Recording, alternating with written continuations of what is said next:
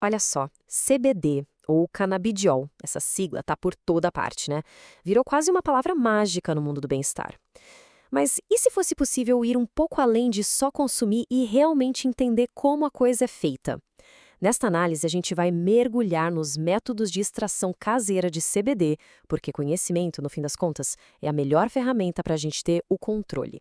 Essa ideia de criar o próprio bem-estar, ela é bem poderosa, não é mesmo? E é exatamente sobre isso que vamos falar, sobre a chance de ter um papel mais ativo, mais informado nessa jornada. Tá, vamos alinhar os ponteiros. O que é exatamente o CBD? Ele é um dos mais de 100 compostos da planta cannabis. Mas aqui está o ponto-chave, o pulo do gato. Ele não é psicoativo. Sabe, diferente do primo dele bem mais famoso, o THC, o CBD não causa aquela sensação de barato. E é justamente por isso que o potencial terapêutico dele tem chamado tanta, mas tanta atenção. Mas por que todo esse alvoroço? Bom, as pesquisas e os relatos de quem usa apontam para uma lista bem interessante de possíveis benefícios, desde alívio de dores até uma força na redução da ansiedade e uma melhora na qualidade do sono. É essa versatilidade toda que colocou o CBD no centro do palco do bem-estar. Ok, mas por que alguém faria isso em casa? Basicamente por três motivos principais. Primeiro, controle. Controle total sobre o que vai no produto final, sobre a pureza. Segundo, conhecimento. É uma imersão para entender a planta de verdade. E terceiro, grana. A longo prazo, a economia pode ser bem significativa. Certo.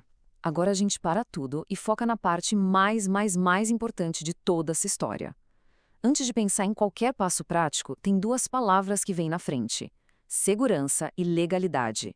Elas são inegociáveis. São as regras do jogo. E olha, a fonte que a gente analisou deixa isso bem claro, é enfática. A palavra que usam é imperativo. Isso aqui não é uma sugestão, sabe? São regras críticas, daquelas que, se não forem seguidas, podem trazer riscos muito sérios, tanto para a saúde quanto para a vida legal de uma pessoa. A primeira regra do jogo é entender essa diferença aqui. Todo o processo que vamos descrever usa o cânhamo industrial, o famoso hemp. A distinção crucial, como dá para ver na tabela, é o teor de THC. No cânhamo, é menos de 0,3%. Isso faz toda a diferença, porque o torna não psicoativo e, por isso, legal em muitos lugares. Usar a planta errada? Bom, as implicações legais são bem sérias. Fora a parte legal, vem a segurança física. E essa é o universal, não tem conversa. Principalmente quando se mexe com solvente, tipo álcool. Ventilação é a chave. E quando se diz sem chamas abertas, é sério. Nada de fogão a gás, isqueiro, nem mesmo uma faísca de eletricidade estática. Prevenção aqui é tudo. Muito bem. Com a segurança bem entendida, vamos para o primeiro passo técnico do processo. Acontece que, antes de extrair qualquer coisa, os compostos do cânhamo precisam ser, digamos, ligados na tomada. O nome desse processo é descarboxilação. Traduzindo, o cânhamo cru tem uma coisa chamada CBDA, que é uma forma ácida que o nosso corpo não consegue usar direito. Quando a gente aquece o cânhamo de forma controlada, uma parte dessa molécula se solta e o CBDA vira CBD, que é a forma ativa que todo mundo busca. Pular essa etapa é fazer um extrato que não vai ter o efeito esperado. Simples assim. E como se faz isso na prática? Uma sugestão bem interessante da nossa fonte é usar uma air fryer. O segredo aqui está no controle preciso da temperatura e do tempo, 115 graus Celsius por exatos 40 minutos. O resultado é um material que fica visivelmente mais escurinho e seco. Aí sim, ele está pronto para a extração. Com o nosso cânhamo ativado, a gente chega no coração do processo. Agora, existem dois caminhos principais a seguir, cada um com seus prós e contras bem definidos. O primeiro caminho, e olha, o mais recomendado para quem está começando, é a infusão em óleo. De longe é o método mais seguro e mais direto para dar os primeiros passos.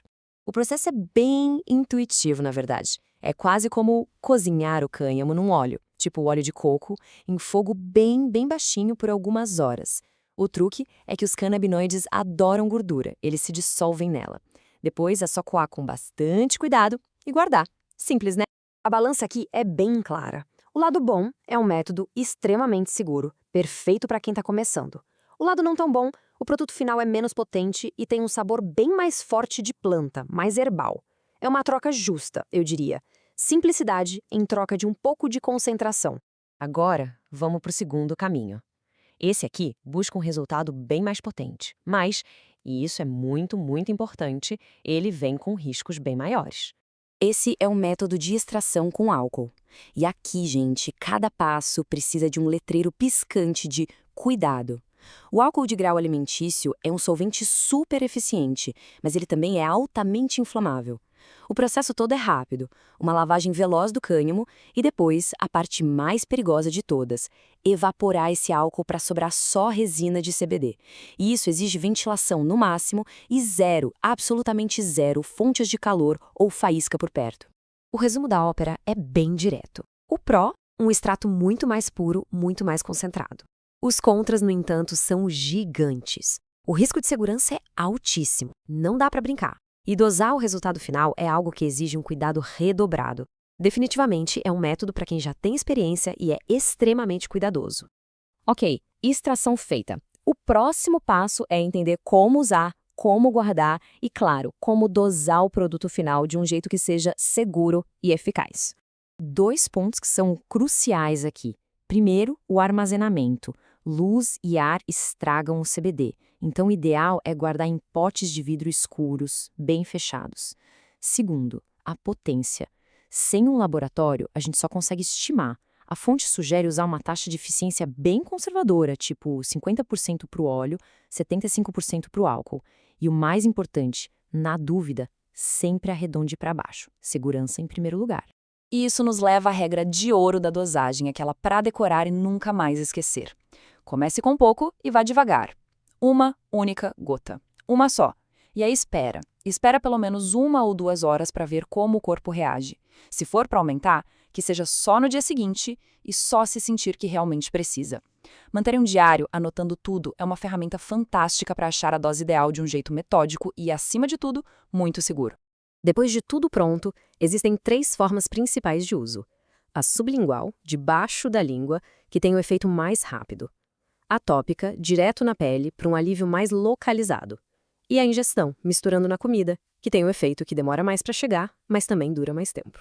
E assim, a gente volta para o ponto de partida. O objetivo de entender todo esse processo não é só sobre produzir algo, é sobre ganhar conhecimento. E conhecimento, como a gente falou no início, é uma forma de controle. A pergunta que fica no final é: como usar esse novo entendimento de forma responsável para cuidar do próprio bem-estar?